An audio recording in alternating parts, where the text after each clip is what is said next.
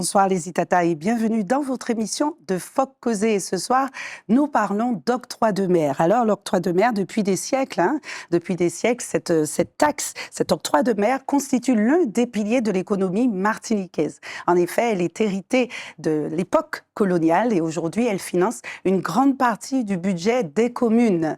Et évidemment, en même temps, elle protège la production locale face aux importations. En même temps, face à nous, nous avons, selon certains consommateurs, une vie chère qui ne cesse d'augmenter, un coût de vie qui explose et certains consommateurs qui exigent sa suppression. Une question demeure tout de même, et nous verrons cela avec nos débatteurs ce soir, les invités présents sur ce plateau. Est-ce que cet octroi de mer, cette taxe, est-ce qu'elle protège vraiment la Martinique ou encore est-elle un frein ou participe-t-elle quelque part à son appauvrissement? Merci à vous d'être là, merci de choisir Phoque Causé. Une fois de plus, nous sommes très heureux de vous recevoir sur ce plateau avec nos invités. Bonsoir à vous quatre, messieurs, madame. Merci d'accepter de relever ce challenge qui est de parler de l'octroi de mer. On sait, ce sont des débats plutôt techniques. Ne nous quittez pas, restez là, vous verrez. Nos invités vous ont préparé des explications à notre portée pour que nous comprenions de quoi il en retourne. Alors, on va commencer avec vous, madame, seule femme sur ce plateau. Bonsoir à vous, madame Mireille Pierre-Louis. Une petite présentation rapide de chacun des invités avant de rentrer dans le débat. Alors, pour vous présenter, on dira que vous êtes chercheuse, vous êtes spécialiste en finances publiques. C'est bien ça? Oui. Oui, quelques mots sur vos activités, sur ce que vous faites? Chercheuse, bon, c'est un bien grand mot. En fait, je travaille pour les collectivités locales d'outre-mer et j'analyse les différentes recettes, voilà, l'octroi de mer, mais aussi les dotations. Donc, j'ai une vision de la place de l'octroi de mer par rapport aux autres recettes. D'accord, parfait, super. Donc très utile votre présence ici pour nous éclairer sur cette question de l'octroi de mer. Je me tourne vers vous, monsieur Michel Branchy. Bonsoir, vous êtes très connu, Michel Branchy. Et ce soir, vous apportez en tant qu'économiste, c'est ça, vos éclairages. Alors dites-nous, l'octroi de mer, en quelques mots. L'octroi de mer, vous avez dit que c'est hérité de l'époque coloniale. C'est déjà une connotation polémique. Je rentre tout de suite dans le vif du sujet. Je vois ça. Parce que quand on veut déconsidérer l'octroi de mer, on dit que c'est une taxe coloniale. C'est faux, parce que, je m'appuie d'ailleurs sur la récente étude de Mme Mia Pierre-Louis, il y a eu un retournement, et aussi sur les analyses de M. Philippe Saint-Cyr, il y a eu un retournement de la vocation historique de l'octroi de mer, qui en a fait un instrument de développement. Dans les années 70. On va m'expliquer plus longuement là-dessus. En gros, dans les années 70, lors du 5e plan des départements d'outre-mer, on a changé deux choses. Un, la vocation de l'octroi de mer comme instrument de protection de l'économie locale, et notamment de la production. Et puis deuxièmement, l'octroi de mer, les marchés publics, la commande publique, comme un instrument pour booster les entreprises locales, de faire en sorte, bon, et ça va à l'encontre, ces deux choix, de ce qu'est aujourd'hui l'Union européenne qui interdit la protection et l'Union européenne qui interdit d'utiliser les marchés publics pour faire ce qu'on appelle la préférence locale. Voilà. D'accord, très bien. On reviendra sur certains points que vous avez déjà avancés, effectivement, Monsieur Branchy, très intéressant. On se tourne vers vous, Monsieur Jean-Louis Fonsat. Monsieur Fonsat, vous êtes historien et un grand habitué de ce plateau de Phoque Causé. Merci à vous d'être là de nouveau. Dites-nous, Monsieur Branchy, à vos côtés, dit qu'on associe à tort l'octroi de mer à l'époque coloniale. Quelques origines de cet octroi de mer. Alors, l'octroi de mer naît... Alors, pour octroyer ces données, première chose. C'est-à-dire qu'à l'époque, sur Louis XIII, sur Louis XIV, il octroie, il donne aux gens l'autorisation de prélever des impôts.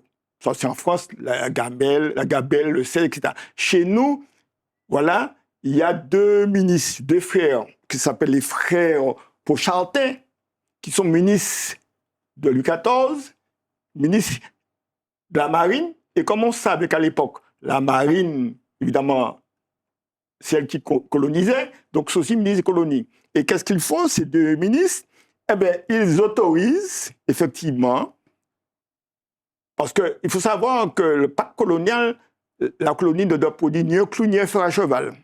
Donc, ils autorisent aux colonies, c'est-à-dire aux colonies françaises, effectivement, de prélever des impôts sur les marchandises importées, soi-disant pour protéger le pacte colonial. Alors, si on a quelques notions historiques, si on se souvient du Gaoulé du diamant, on comprendrait très bien comment les colons de l'époque ont rouspété contre ça. Pourquoi ils ont rouspété? Et parce que les bateaux arrivaient tous les 6 mois, ils étaient attaqués en mer, et les produits de base alimentaires n'arrivaient pas. Donc, ils traficotaient, avec les bateaux des colonies anglaises pour avoir les produits, ils vendent leurs produits. Voilà comment ça s'est passé. Donc, il y a eu cette première partie-là. Puis, il y a une deuxième partie, c'est sous Napoléon III. Sous Napoléon III, la Martinique, évidemment, comme Napoléon a aboli évidemment tout ce qui est élection, et il gère par sénatus consulte. Et qu'est-ce qu'il fait? Il donne une large autonomie. Maintenant par ordonnance. Oui. Il lâche l'autonomie à la colonie. D'accord? C'est-à-dire, il remet en place ce qu'on appelle le Conseil général, qui n'est pas élu, hein, qui est choisi dans le Conseil général, et donne au Conseil général tout ce pouvoir fiscal pour que la colonie ait les moyens.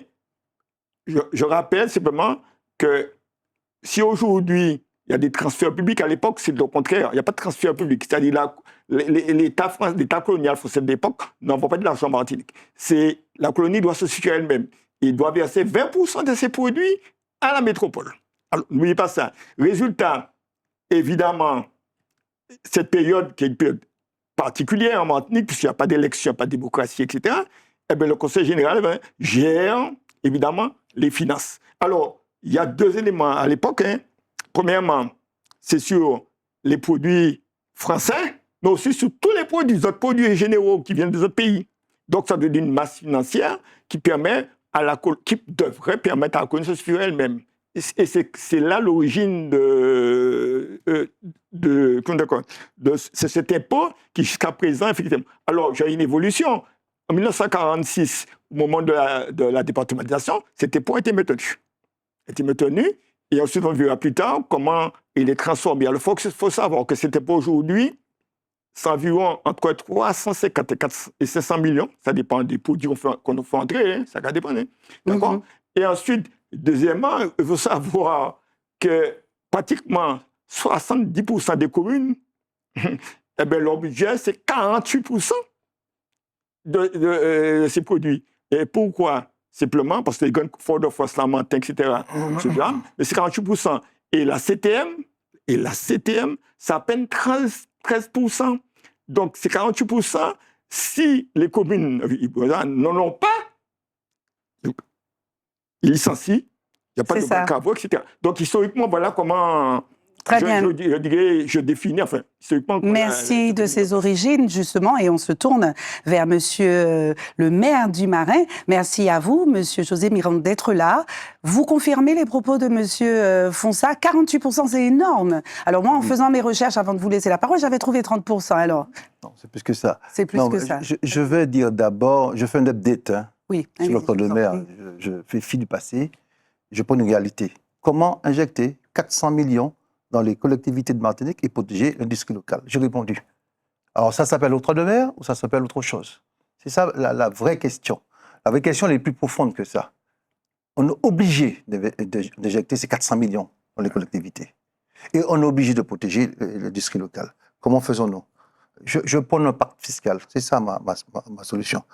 Un nouveau rapport avec le gouvernement central, un pacte fiscal. Parce qu'aujourd'hui, on va se dépatrouiller de partout. Soit on conserve ce qui est le temps de trouver la bonne réponse, parce que sans ces 400 millions, le CCAS, qui c'est qui le finance? L'amortisseur social que jouent les communes. Sinon, le taux de chômage en Martinique serait exponentiel. Qui finance les écoles? Qui finance...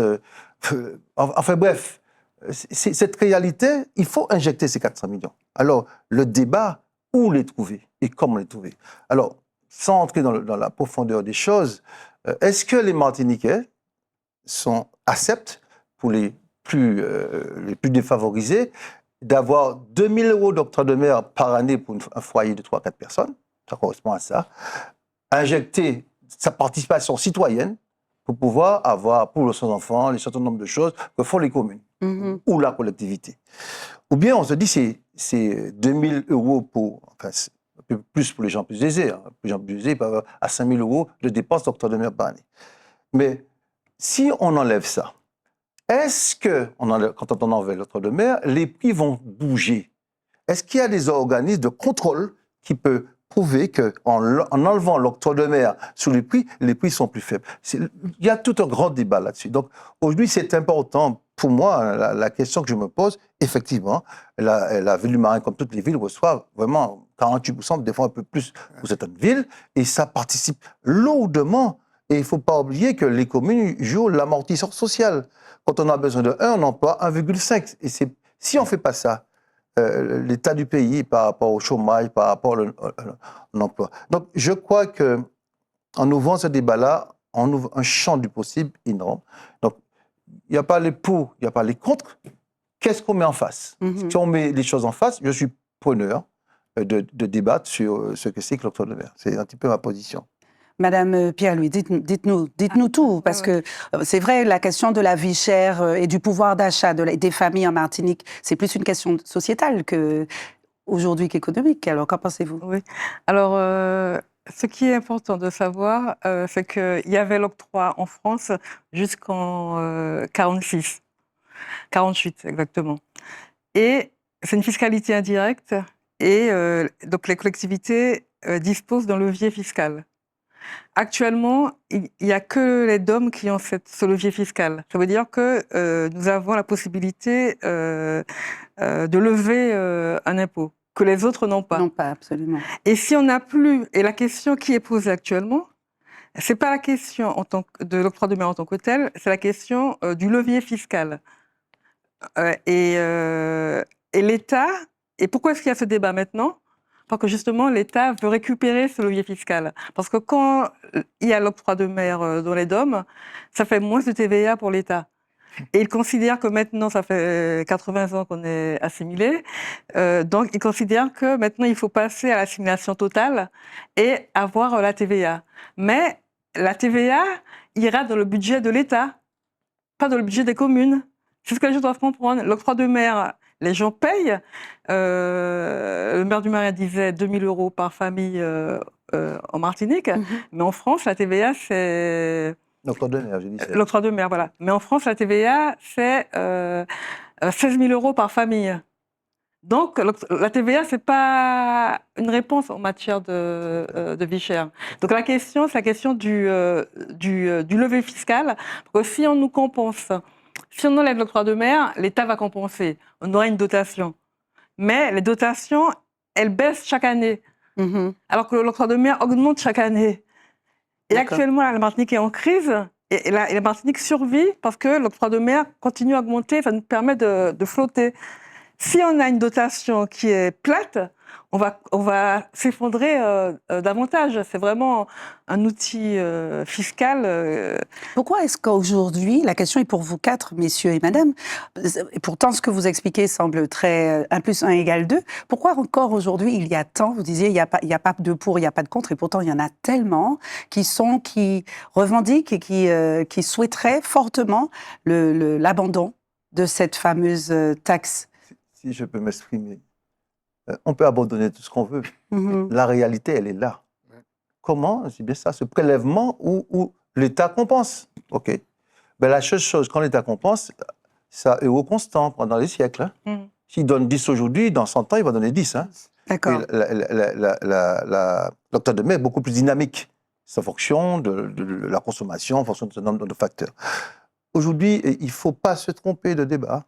Pour les Martiniquais, c'est vrai que on parle d'impôt colonial, c'est ça, je veux bien, mais je ne sors pas d'une réalité de la gestion du quotidien des maires, des collectivités. Oui. La CTM en souffrance, parce que on supporte les charges sociales de l'État, le RSA par exemple, qui n'est pas compensé à juste titre, et pourtant il y a des Martiniquais qu'il faut aider.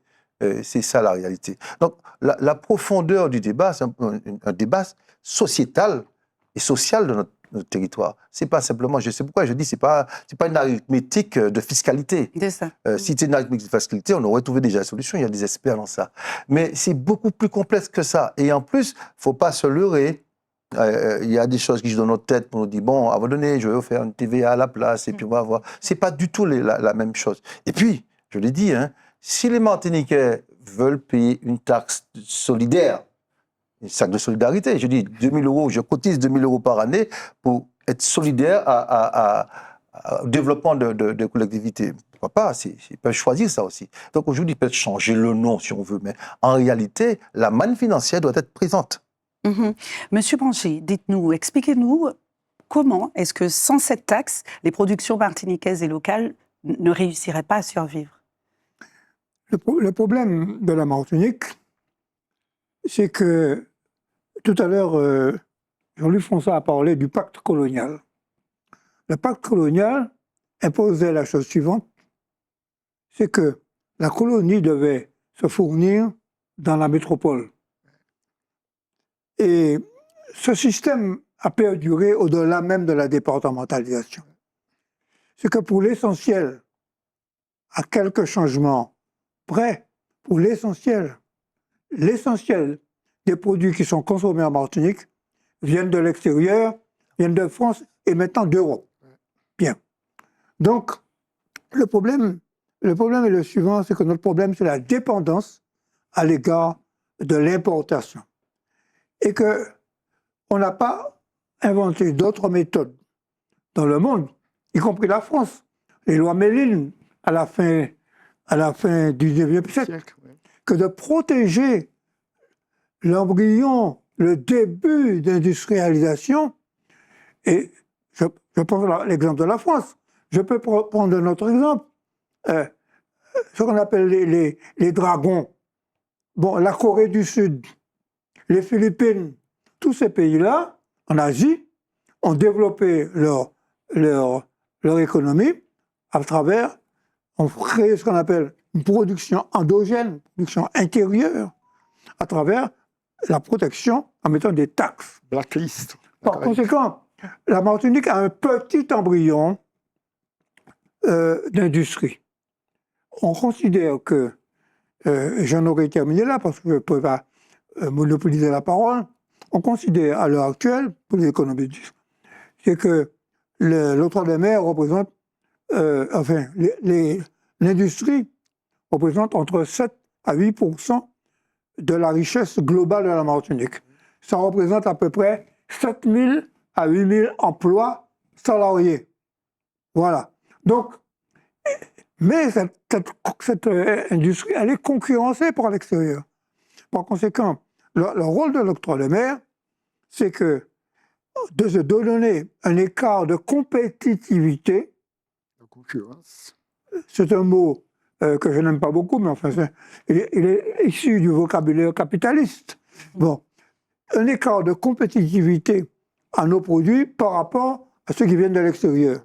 Vous allez toujours trouver dans les 27 pays européens quelqu'un qui fabrique des meubles moins chers que la Martinique. Hein?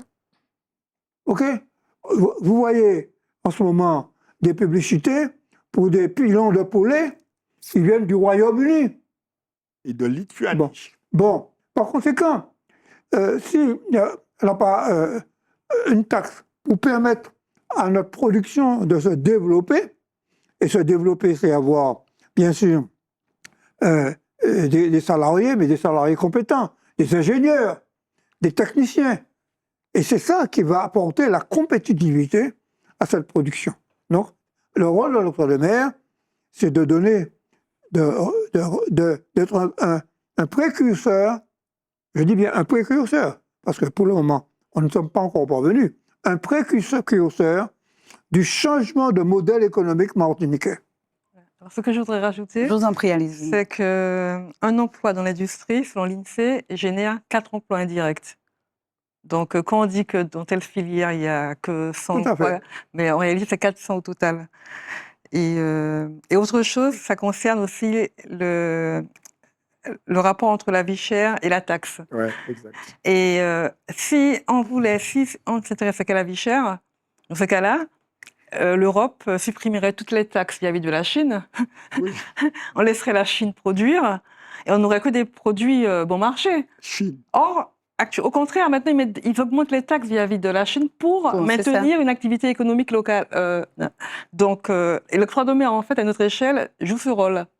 Très bien, alors. Oui, monsieur Mirand. Enfin, oui, alors, allez-y, oui. je réitère cette volonté farouche de ma part d'un nouveau pacte fiscal.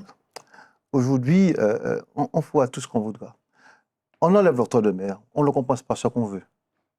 C'est pas la même équation que la vie chère. Que l'on veut ou non. Les prix sont libres, M. Banchi, n'est-ce pas? Les prix sont libres. Si on enlève l'octroi de mer, qui c'est qui m'oblige à faire baisser, à augmenter mon prix? Les prix sont libres. Même si je dis, combien d'entreprises citoyennes qui existent en Martinique qui disent « Ah ben bien sûr, je vis dans une population, il n'y a pas que des riches, c'est une économie capitaliste. » Absolument. Capitalistique. Et donc aujourd'hui, on ne peut pas jouer sur ça. Ce qui est important pour nous, ce nouveau pacte fiscal, il y a ce que l'État engrange en Martinique, si vous avez les chiffres, pour moi c'est 1,9 milliard de ce qui est collecté en tous les impôts, TVA, les fiscalités de l'État, pas local. 1,9 million. L'État dépense 2,5 milliards. D'accord. Quand je prends le 1,9 milliard, je rajoute pas ce que vous venez de dire, tout ce qu'on achète de l'Europe, qui constitue des milliards. Oui. Donc aujourd'hui, c'est la discussion, on doit se parler avec l'État. Je ne me positionne pas, tout le monde le sait, je suis ni indépendantiste ni autonomiste, je me présente dans une situation, je suis français européen. Donc je parle à l'État français, je parle à l'Europe. Je leur dis, vous faites la Martinique fait de vous, la Guadeloupe fait de vous, la deuxième puissance mondiale maritime. Ça vaut pas quelque chose, ça. Ça vaut pas quelque chose de s'asseoir un moment pour dire j'investis dans cette entreprise Martinique, j'investis dans cette entreprise Guadeloupe parce que ça me procure cette puissance mondiale que j'ai. Et je pousserai le débat plus loin sur les sargasses, etc. Je suis désolé. L'État doit prendre conscience que cette manne financière que nous avons besoin, de trouver la meilleure manière de le garder sur ce territoire-là, parce que ces territoires-là méritent d'être protégés par rapport à ce qu'on procure à la France. Je ne fais pas un débat de ce qu'on peut penser, ce qu'on veut, mais je crois qu'il est important aujourd'hui qu'on regarde le pouvoir central. On se regarde dans les yeux, on se dit qu'est-ce qu'on fait dans ce territoire-là? Débat d'octroi de mer, l'Europe n'en veut pas, etc. Certaines chaînes n'en veulent pas. OK. Comment on fait pour cette société-là? Comment on fait vivre cette société martiniquaise? Comment on fait vivre les collectivités martiniquaises? C'est ça ma question. Après, si on trouve des solutions à cette question-là, on est d'accord. Alors si, je le dis maintenant, si nous sommes des Français entièrement à part, qu'est-ce que je fais là, moi? C'était ça que je voulais dire. Alors, c'est intéressant ce que vous dites. Allez-y, allez-y. Je suis un Français entièrement à part. Oui. Depuis longtemps. Depuis l'époque où j'étais adhérent de l'Association générale des étudiants martiniquais en France. Non, je voudrais revenir sur la question de la liberté des prix et de la vie chère. Bon, en quelques mots. Je ne vais pas dire que l'octroi de mer, c'est une taxe. C'est une taxe à la consommation. Je ne vais pas dire que l'octroi de mer n'a pas un rôle dans la formation des prix. Bien. Mais, il faut savoir que la TVA, ici, est inférieure à la TVA de France. La TVA en Martinique est de 8,5%. Taux normal. Le taux normal de la TVA en France est de 20%. Par conséquent, quand on ajoute l'incidence de l'octroi de mer, l'incidence de l'octroi de mer dans les prix, c'est 4,7%. C'est pas moi qui ai sorti ce chiffre. C'est Bruno Marquez, qui est un économiste aussi, qui a travaillé avec Philippe Saint-Cyr, président de l'université, qui a sorti un ouvrage sur cette question.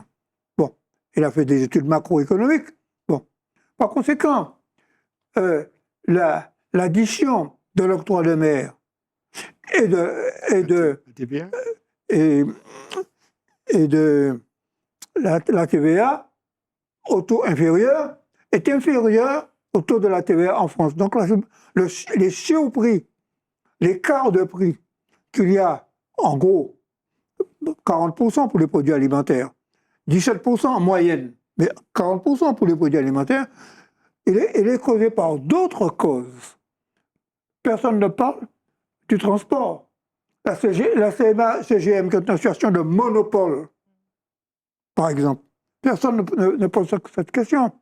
Donc, je ne parle pas des taxes portuaires, je ne parle pas, je ne parle pas des marges de distribution. Les marges de distribution, gros et de taille, surtout en gros, qui sont supérieures. Donc, le problème, si on veut parler de la vie chère, il faut englober la totalité des éléments qui constituent la formation des prix outre-mer. Parce que nous parlons de la Martinique, mais ce qui se passe en Martinique se passe en Guadeloupe, se passe en Guyane, se passe à La Réunion. Hein, c'est évident. Bon, l'octroi de mer, en gros, en Martinique, bon, il est moins élevé que la recette de l'octroi de mer. Depuis plusieurs années, j'ai là un schéma, hein, un schéma. Hein. Montez un petit peu, faites monter un peu. Non, non, en face de vous. En face de vous. Mettez comme ça. Non, c'est l'inverse. Juste en... Voilà. Bon, l'octroi de mer, on voit ici deux courbes. Une courbe de l'octroi de mer qui est en bas et une courbe de la TVA. La TVA rapporte beaucoup plus que l'octroi de mer. Par conséquent, le prélèvement, en gros, parce que bon, c'est en fouillaya, en 2025, la TVA a rapporté 350 millions d'euros, l'octroi de mer 250 millions d'euros. Bon, l'octroi de mer ne parle pas de la dépense fiscale, c'est-à-dire le fait que l'octroi de mer ne soit pas appliqué à un certain nombre de produits auxquels il faut arriver, ça permet d'arriver aux 500 millions que tu as dit. OK? Voilà. Donc, l'octroi de mer n'est pas le responsable de la vie chère. Et si on supprimait l'octroi de mer, eh bien, il y a de fortes chances, comme ça s'est produit en France il y a quelques années pour la restauration, eh bien, on verrait les capitalistes augmenter leurs marges, leurs bénéfices, d'autant, pas nécessairement baisser les prix. Alors, moi, je voulais rajouter quelque chose. Il enfonce le clou. Il ne faut pas confondre vie chère et puis l'associer automatiquement à l'octroi de mer. C'est rapide d'aller là. Il a parlé des choses essentielles. C'est pas rapide, c'est idéologique. Oui, ceux qui font ça, ils savent le faire. Ils savent pourquoi ils font ça. Pourquoi ne pas imaginer changer le modèle économique? Pourquoi ne pas travailler avec le circuit court, avec le bassin caribéen, avec nos frères de la Caraïbe? Et pourquoi ne pas rester dans l'Amérique centrale? Pourquoi aller chercher le produit qui sort du Brésil, va à Paris avant de venir ici? Vous avez vu le coût du transport sur le Mais les oranges vivant à Cuba, elles reviennent d'abord, ils reviennent ici. Donc, aujourd'hui, c'est important, c'est toute une société qu'il faut, le modèle économique de Martinique qu'il faut, dans nos territoires, on ne va pas rester en Martinique seulement, qu'il faudra revoir. Parce que c'est vrai qu'on va se battre contre la vie chère et on ne va pas trouver de solution. On ne va pas trouver de solution parce qu'en fait, vous avez vu, on a mis des taux zéro sur les octrois de mer, l'avion est aussi cher. Donc, on ne sent pas l'impact de tout ça. L'impact de tout ça, il faut vraiment changer le modèle économique, vraiment enlever tous les coûts intermédiaires et puis organiser soi-même. Pourquoi le supply chain? Prendre le produit au départ et l'emmener ici pour savoir où est-ce qu'on le met le plus court possible. C'est faisable ça, Monsieur Mirande? Oui, concrètement. Tout est faisable. Qui veut peut, on le sait, mais concrètement, est-ce que... Et pourquoi est-ce que ce modèle dont vous parlez n'a pas encore été mis sur la table? Attendez. Qu'est-ce qui empêche que... Bonne question. Madame Pierre-Louis, il faut un peu des questions, comme je l'ai lu. Les prélèvements d'impôts chez nous, est-ce qu'il est équivalent au transfert public, c'est-à-dire ce que l'État met chez nous pour un... Il a répondu partiellement. C'est un chiffre. 1,9 million pour 2,5 millions. C'est le chiffre que j'ai vu récemment. Ouais. En fait, on a un taux d'autonomie budgétaire qui est de l'ordre de 60% en Martinique. Ça doit représenter à peu près au chiffre que j'ai donné. Et 85% pour la Guyane. Alors, deuxième élément important, c'est l'histoire des pots coloniales. Je reviens, parce que c'est une historien. C'est des pots coloniales. Alors, je répondais à ceux qui disent ça, que l'école est coloniale, que la route est coloniale. Bien sûr.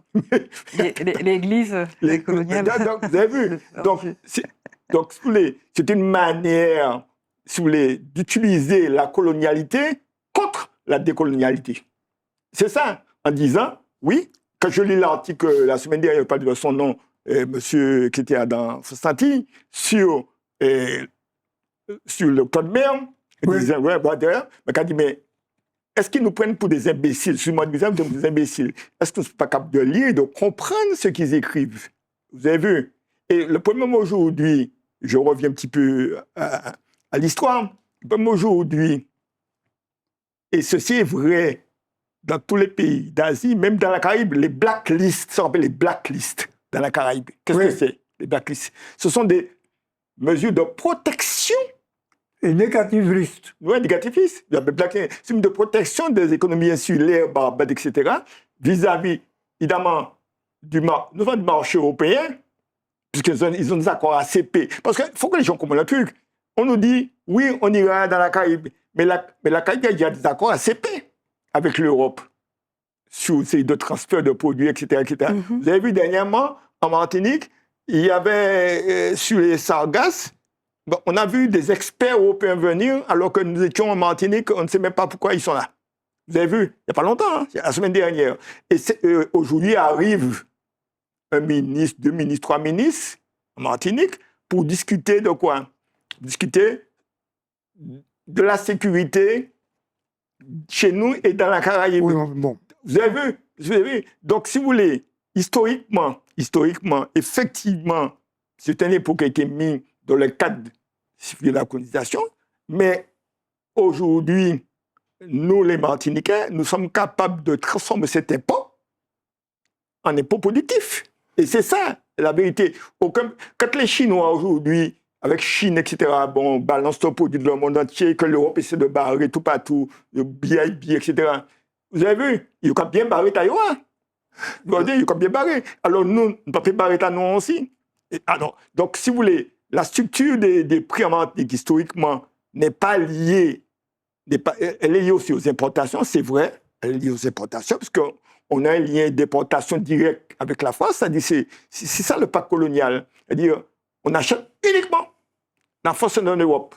D'accord? Et ce que monsieur le maire dit, effectivement, est-ce qu'on ne peut pas acheter de la mer du Brésil, on ne peut pas acheter de la mer, etc. Donc, les mêmes produits du Costa Rica passent par... Il y a un comme Martinique, pas qu'à là, c'est Costa Rica ou Barbade, ça passe par un marché Rungis en France, évidemment, transport, etc., et ça redescend en Martinique. Vous avez vu? Vous avez vu? Donc, si vous voulez, la question de l'impôt colonial, pour moi, historien, si c'est vrai, a été créé par la colonisation, mais c'est un faux problème dans la mesure, cette fiscalité qu'on peut réutiliser à notre manière pour assurer notre développement. C'est pas... Attendez, hein. Vous avez vu? Oui, j'ai compris. Alors, si vous permettez, Monsieur Mirande, donnez-moi une petite minute. Pendant que vous parliez, Monsieur Fonsa, Monsieur Branchi, je n'ai pas pu m'empêcher de vous voir remuer la tête dans le sens négatif. Vous n'étiez pas trop d'accord avec ce que disait Monsieur Fonsa? Non, sur certains points? Je crois avoir dit au début que l'Occident n'est plus un impôt colonial. C'est un impôt de développement économique. Oui. C'est un impôt et ceci parce que le génie martiniquais, c'est ce qui se passe. C'est un phénomène, je vais utiliser un langage un peu marxisant, dialectique. Le fait d'avoir instauré cette fiscalité indirecte fait que le Conseil général, pendant toute la période jusqu'aux années 70 et après, et a transformé au fur et à mesure, on s'est rendu compte que l'État ne remplissant pas, ses obligations vis-à-vis des communes, il fallait des ressources. Donc, compensation. Donc, par conséquent, on a établi un barème. Les communes qui n'ont qui ont une très faible fiscalité, une part d'octroi de mer importante. Les communes qui ont une fiscalité importante, un octroi de mer moins important. Et c'est un texte qui date depuis l'époque du Conseil général, qui n'a pas été changé. Bon. Et puis, d'autre part, tu as parlé de la fiscalité. Bon, eh bien, je vous donne un chiffre. Le chiffre, c'est que l'impôt sur le revenu, c'est 2200 € par habitant. L'octroi de mer, c'est aux alentours de 600 € par habitant. Dans l'étude de Madame Mireille Pierre-Louis. Bon, par conséquent, c'est 4 fois plus, 4,5 fois plus qui est prélevé uniquement pour l'impôt sur le revenu. Et il y a les autres impôts. Il y a l'impôt sur les sociétés, etc., etc. Bon, par conséquent, pour terminer, sur ce point précis, moi, ma conviction personnelle, c'est qu'il faut changer de statut. Parce que l'Europe nous impose un statut qui fait qu'on n'a pas le droit de protéger notre production. Ouais. C'est une dérogation de l'Europe qui permet que l'octroi de mer existe toujours. Et en 2027, va venir de nouveau une nouvelle étude de l'octroi de mer. Et la question est posée. C'est pour ça qu'à Bruxelles, il y a des lobbies de l'importation. L'octroi de mer gêne les importateurs, gêne ceux qui font du profit sur l'importation. Et par conséquent, il y a un lobby, je donne son nom, de Marie Scopette, qui est avocate à Bruxelles, et qui est lobbyiste, et qui fait des attaques grossières, grossières sur l'octroi de mer, en disant que l'octroi de mer est le seul responsable de la vie chère. Monsieur Mirande, je me tourne vers vous. Oui. Une question simple. Alors, vous voulez réagir sur ce qui a été dit et je vous pose ma question après. Oui, allez-y. Je ne vais pas faire un jeu à l'histoire. L'histoire nous fait. Mais j'emploie volontairement mon anglais en fin d'update sur l'octroi de mer. J'oublie ça.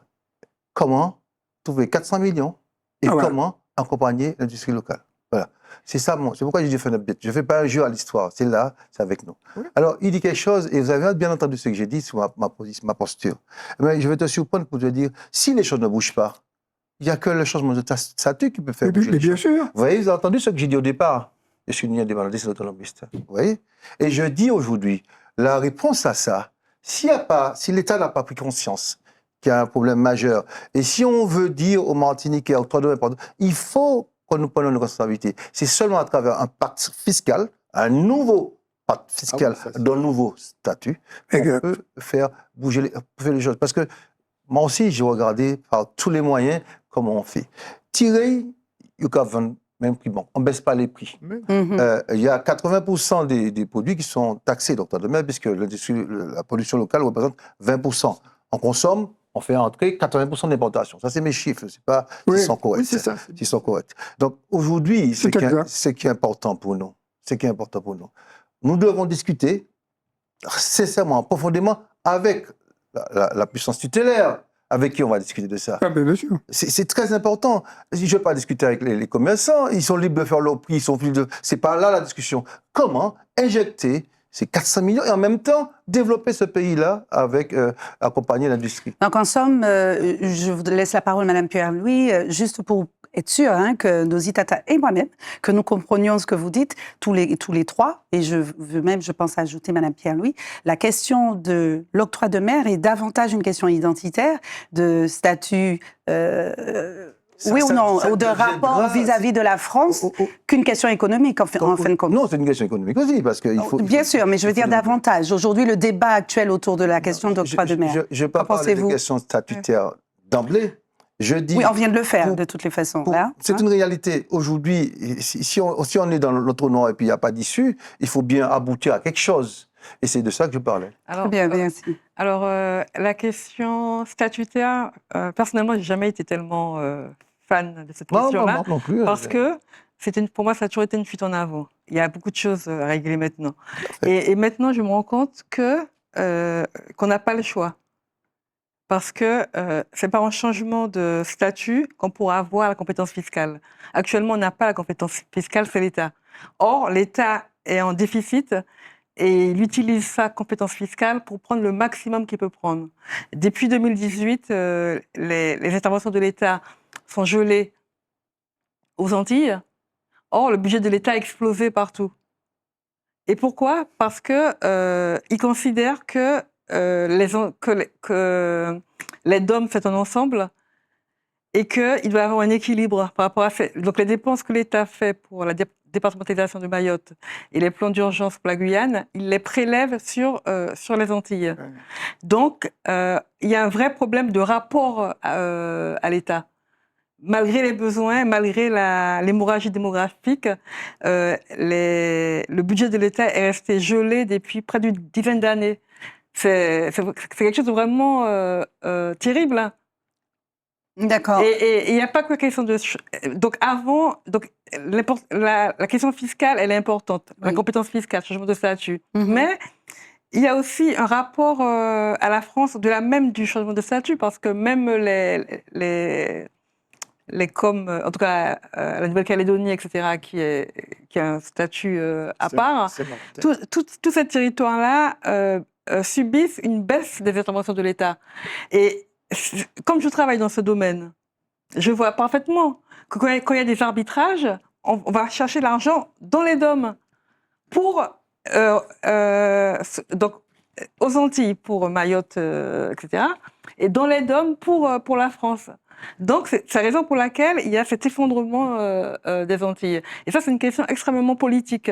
Et c'est pas que le changement de statut qui va le résoudre. Et c'est une question qui intéresse tous les Martiniquais. Et pour que, comme en Guyane en 2017, en Guyane, toute la population a été dans la rue et ils ont mis l'État face à ses responsabilités.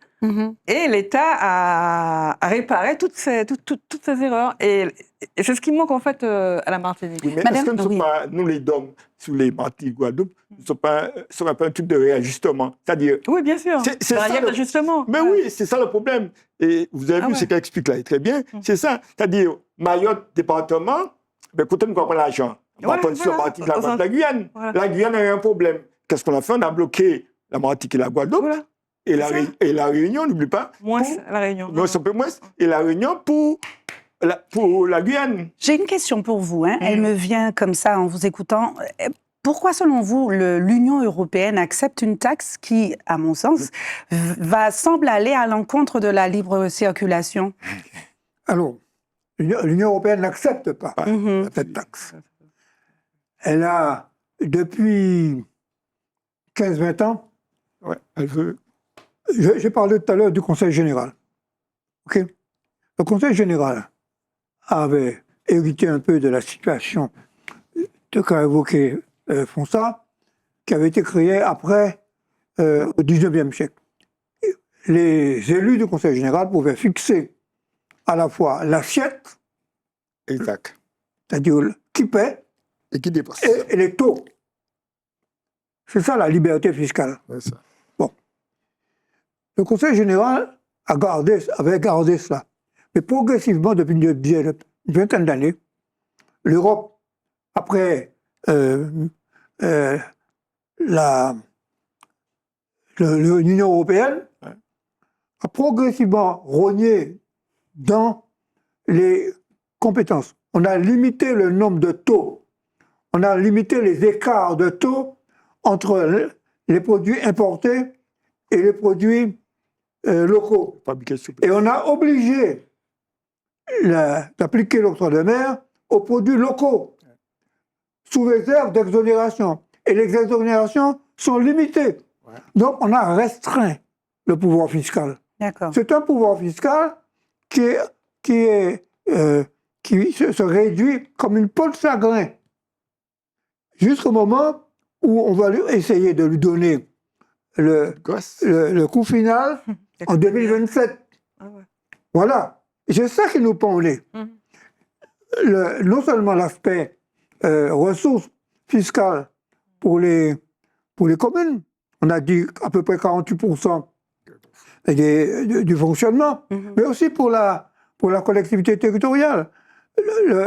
L'octroi de mer régional, c'est quand même 100 millions d'euros pour la CTM. 15%. Par conséquent, tout cela, ce sont des éléments qu'il faut mettre dans la balance. Et puis surtout, alors la question politique. La question politique, c'est que l'État français ne peut pas supporter que des élus puissent disposer d'un pouvoir fiscal. C'est ça, le fond du problème. Et je franchis le pas et je dis, mais bien sûr, il faut avoir un pouvoir fiscal étendu.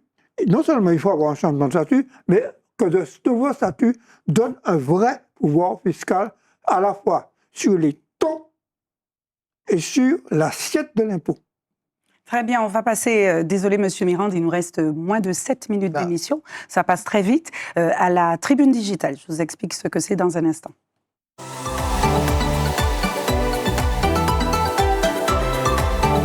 Alors la tribune digitale, Monsieur Branchi et mes autres invités, c'est une question ou une remarque que je prends sur les réseaux quand j'annonce le sujet de l'émission. Alors, je l'annonce sur WhatsApp, Instagram, etc.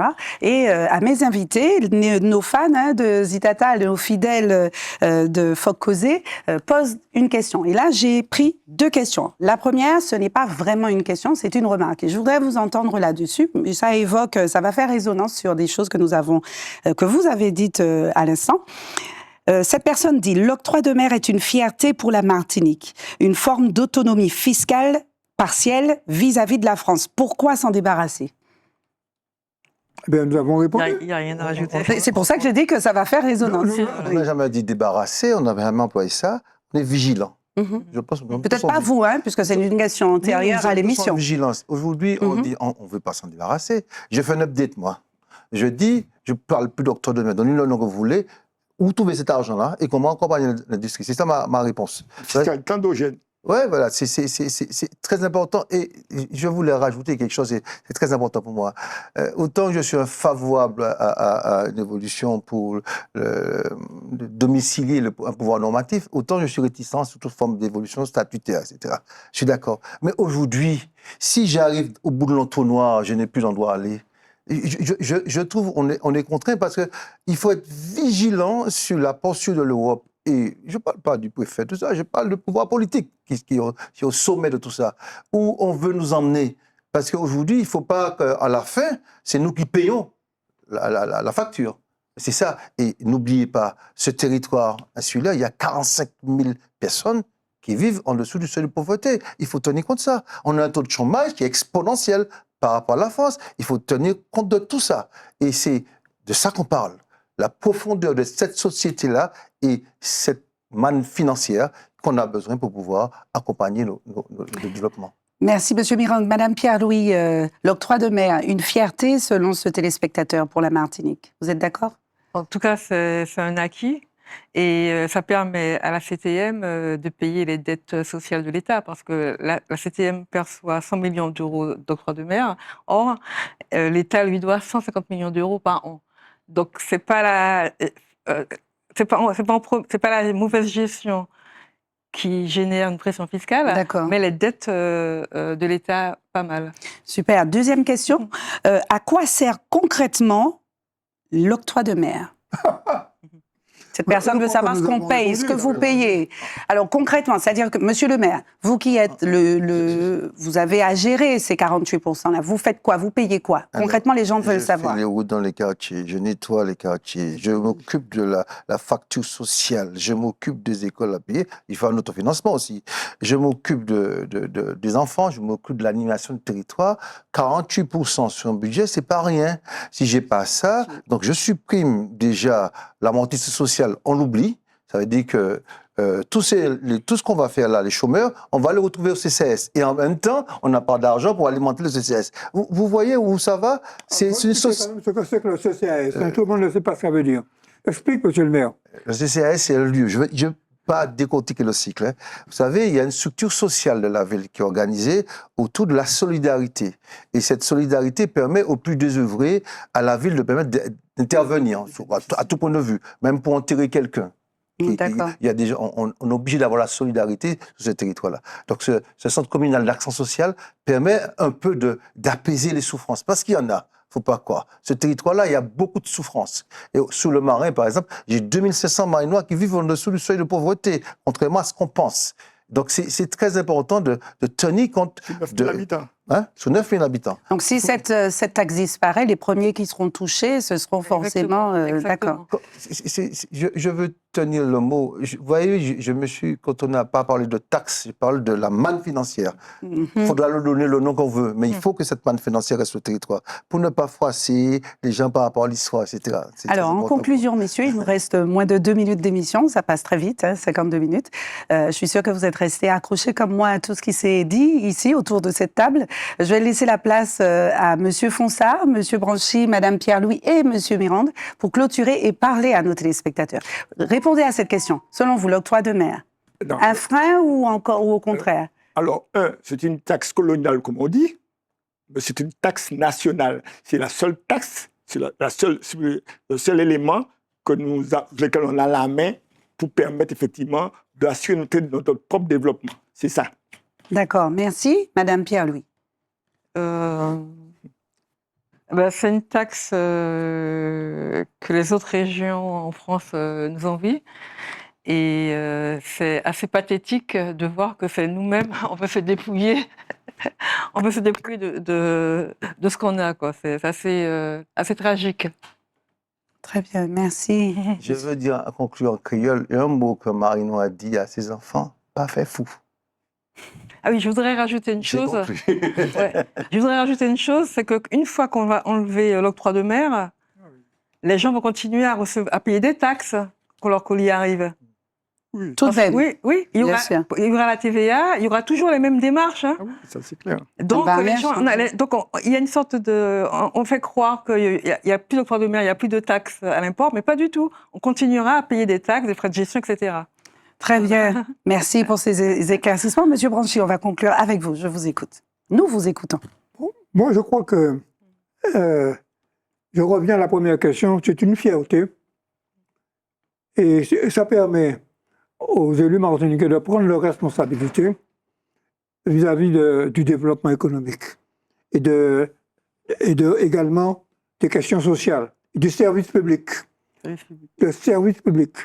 Et le service public, c'est ce qui réduit les inégalités dans une société. OK? Oui. Donc, l'octroi de mer, c'est un moyen de réduire les inégalités, contrairement à ce qui est dit, et nous devons le défendre. Voilà. Super. Merci beaucoup, messieurs. Merci, Madame Pierre-Louis. Chers Itata, j'espère que vous continuerez ce débat. N'hésitez pas si vous l'avez raté, cette émission, que vous cherchez comment faire, je vous le dis pour les autres émissions également. Nous sommes sur YouTube, toutes nos émissions dans leur entièreté. Bonne soirée à vous et on se revoit jeudi. Merci à vous, messieurs. Merci, Madame Pierre-Louis. À très bientôt. Bonne soirée.